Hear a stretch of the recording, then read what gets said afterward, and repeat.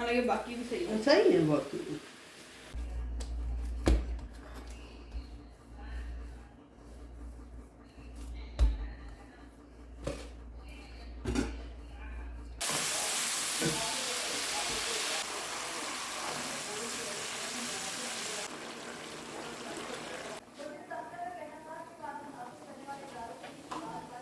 अस्सलामुअलैकुम, क्या हाल है आप सबके। उम्मीद है सब खैर खैरियत से होंगे। अल्लाह ताला हमेशा हम सबको अपने हिफ्ज़ व अमान में रखे, आमीन सुमा आमीन।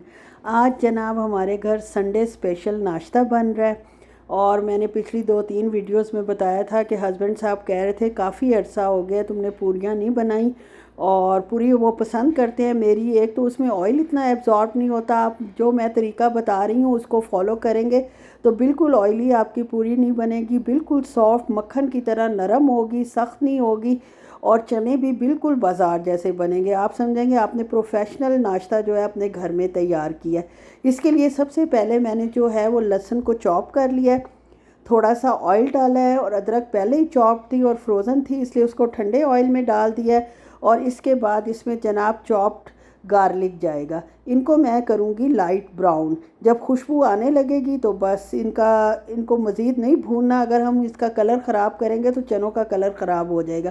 उसके बाद ऑयल में ही हमने तमाम मसाले डाल देने हैं। इसमें पहले तो हम नॉर्मल मसाले ही डालेंगे, जैसे नमक, मिर्च, हल्दी, धनिया, सफ़ेद ज़ीरा पाउडर और साथ गरम मसाला पाउडर। गरम मसाला आप एंड में भी डाल सकते हैं, लेकिन मुझे अब आम खानों में भी पहले डालने की आदत पड़ गई है तो मैं पहले ही डाल देती हूँ। और मसालों को 1 से 2 मिनट भून लेंगे। ये मसाले जले ना, इसलिए थोड़ा सा इसमें पानी भी डाल देंगे, वरना जल जाएंगे तो टेस्ट ख़राब हो जाएगा इनका, और आपके चने बिल्कुल वैसे नहीं बनेंगे जैसे आप बनाना चाह रही हैं कि सब तारीफ़ करें। इसके बाद इसमें कुटी लाल मिर्च जाएगी और सफ़ेद मिर्च जाएगी, वो भी बहुत अच्छा टेस्ट लाते हैं। प्रोफेशनली जो बने हुए चने होते हैं, ये सेम वही रेसिपी है आलू चने की तरकारी की। मैं इकट्ठी बना रही हूँ क्योंकि मैं थकी हुई बहुत थी और एक दिन पहले मैं बना के ये सारा कुछ रख लेती हूँ, इसलिए इकट्ठी बना लिए सारा दिन के काम के बावजूद। चने उबले हुए थे, पानी समेत फ्रीज़ थे, उनको डीफ्रॉस्ट किया और वो डाल दिए। आलू भी पहले बॉइल्ड थे, उनको मैंने मोटा मोटा काट के डाल दिया और साथ चॉप्ड हरी मिर्चें डाल दी हैं। और उसके बाद मैं टेस्ट करूँगी कि मसाले कैसे हैं। मसाले बिल्कुल परफेक्ट थे। इसके बाद जनाब इसमें जाएगा पानी जितना आपने डालना है, और उस साथ ही इसमें जनाब चाट मसाला जाएगा। और जब बॉईल आ जाएगा इसको तरकारी को, तो हम इसमें डाल देंगे मीठा सोडा, थोड़ा सा ½ टीस्पून डाल दें या 1/4 टीस्पून डाल दें, 2-3 चुटकियों के बराबर। हरी मिर्चें जो बची हैं उनको वापस डाल लूँगी किसी कंटेनर में और फ्रिज में रख देंगे ताकि इंशाल्लाह नेक्स्ट खानों में काम आ जाए। इकट्ठा बंदा कर ले तो उसका ये फ़ायदा होता है कि खाने पीने वाला और पकाने वाला घर हो जिसका, उसमें ऐसी चीज़ें वक्त पे बहुत काम दे जाती हैं जो पहले से तैयार हो। अभी जनाब सिर्फ चनों की तरकारी बनी है और बर्तन इतने पड़े हैं, उनको धोती हूँ जब तक ये तैयार होगी। अब मैं इसको 2-3 दफ़ा बीच में चेक करूँगी क्योंकि मुझे ग्रेवी ज़्यादा नहीं चाहिए, फिर ख़त्म कौन करेगा। ये परफेक्ट ग्रेवी जो है हमारे हिसाब से तैयार हो चुकी है आलू चनों की तरकारी की। इसकी शक्ल देख लें, इसमें मैंने चिकन पाउडर भी थोड़ा सा डाला था। चिकन पाउडर मेरे ख्याल में शूट नहीं हुआ तो तभी मैं वॉइस ओवर करते हुए जहन में नहीं आया। चिकन पाउडर आपने इसमें ज़रूर डालना है। और अपनी बहन की अक्लमंदी ये देखें कि बर्तन मैंने वो लिया है जिसमें ये, अगर मैं ढक्कन बंद करती तो आधा नीचे गिरता। पहले तो सोचा कर दूँ, फिर मैंने कहा फ्रिज ख़राब होगा, और फ्रिज धोना जो है अल्लाह माफ़ करे बहुत बड़ा मसला है, इसलिए क्योंकि मेरे पास प्रॉपर जगह भी नहीं है उनको धोने की। पाइप एक बहन कह रही थी कि आप पाइप लगा लें, वो मैंने अपने हस्बैंड से कहा हुआ है, इंशाल्लाह जब उनको टाइम मिला या नज़र आया तो ले आएंगे। और याद भी रहा, 50 दफ़ा तो एक चीज़ याद करवानी पड़ती है। खैर जनाब शुक्र है मैंने बदल लिया बर्तन। और ये देख लें जी कैसी लगी है आपको मेरी आलू चने की तरकारी, कलर कैसा है, ये सब आपने मुझे बताना है। बताती हैं तो हौसला अफजाई होती है, अच्छा लगता है, और लगता है कोई मेरा दिल से व्लॉग देखता है और फिर पसंद करता है या नहीं करता। खैर वो अपनी ज़ाती चॉइस है, वो आप मजबूर नहीं कर सकते, लेकिन कमेंट कोई अच्छा सा कर दे तो खुशी बहुत होती है।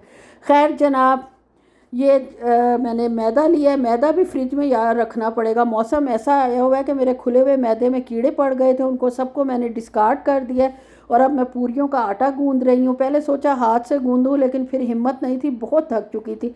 ये आप भी अगर आपने सुबह नाश्ते में ये सब तैयार करना है तो एक दिन पहले रात को तैयार करके रख लें तो बहुत सहूलत हो जाती है। सुबह जितने बजे मर्ज़ी उठे नाश्ता गरम गरम तैयार है। पूरियों के लिए मैंने नमक डाला है, थोड़ा सा ऑयल डाला है और एक सीक्रेट चीज़ डाली है, वो है दही, सिर्फ 1 चाय का चम्मच। वो डालकर इसको मैंने तकरीबन 10 मिनट गूंदा है। और पानी इसमें भी थोड़ा थोड़ा ही जाएगा, आप इकट्ठा डालेंगे तो कभी भी आपकी कंसिस्टेंसी जो मैदे की या आटा आप इस मशीन में गूंथते हैं वो अच्छी नहीं बनेगी, या सख्त होगा या नरम हो जाएगा। लेकिन आप थोड़ा थोड़ा घूंट घूंट करके डालेंगे पूरियों में ख़ास तौर पे, क्योंकि आपको पता है मैदा जो है वो बड़ी जल्दी पतला हो जाता है और बहुत ज़्यादा फिर वो जो है ना हैंडल करना मुश्किल हो जाता है, या तो और मैदा डालो फिर इतनी मेहनत करो। इसलिए घूंट घूंट पानी डालते जाएंगे और उसको गूंथते जाएंगे और तकरीबन 10 मिनट हमने इसको अच्छे से गूंथना है। हाँ जी, और 10 मिनट बाद जनाब ये देख लें आटा गूंथ के मक्खन की तरह, मलाई की तरह तैयार हो चुका है।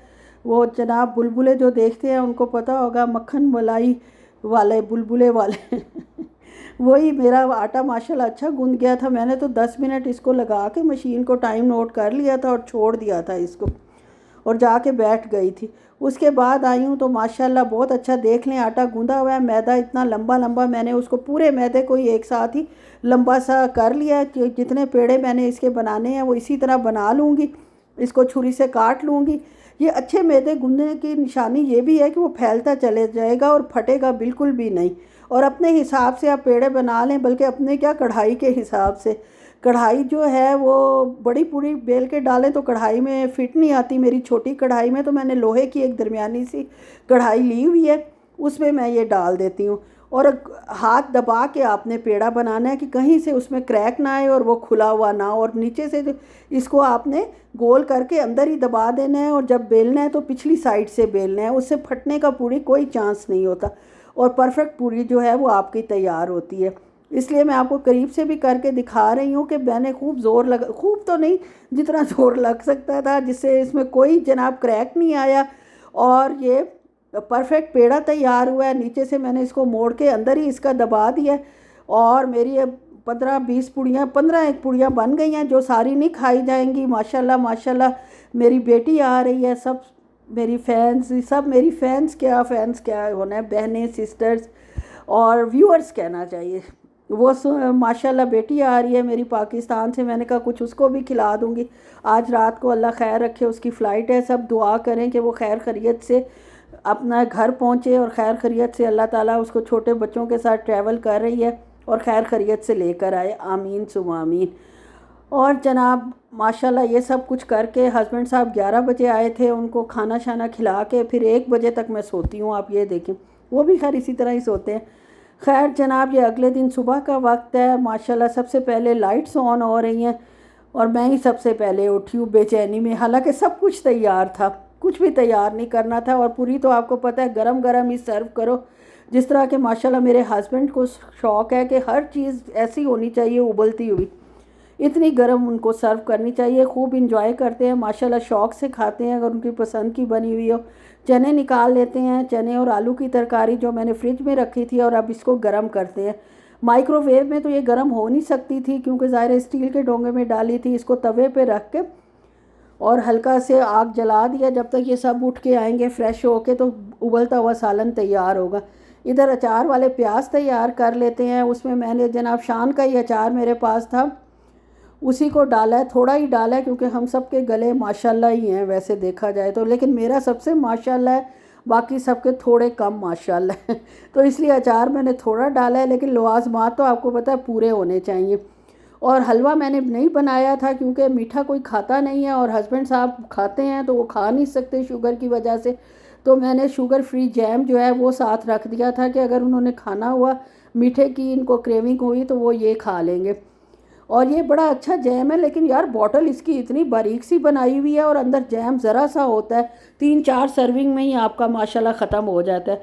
पूरी को पहले मैंने ऑयल के साथ बेला है, यार उसमें मेरी इतनी प्रैक्टिस नहीं है, तो फिर मैंने खुश्का लगा के ही बेल लिया और इसको पूरी को जनाब तल लेते हैं। माशाल्लाह ये देख लें जनाब, और मुझे बताना ज़रूर है आपको मेरी पूरी कैसी लगी है और मेरी मेहनत कैसी लगी है नाश्ते के लिए जो एक दिन पहले हुई थी। और ये जनाब फूली फूली सी पूड़ी जो है माशाल्लाह सारी ऐसी बनी थी।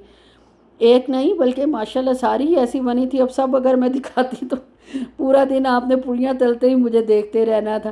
खैर जनाब 3 पूड़ियाँ माशाल्लाह हस्बैंड साहब को दी, पहले बना के, साथ सालन दिया, तरकारी दी और शौक़ से खाए अल्हम्दुलिल्लाह सब ने।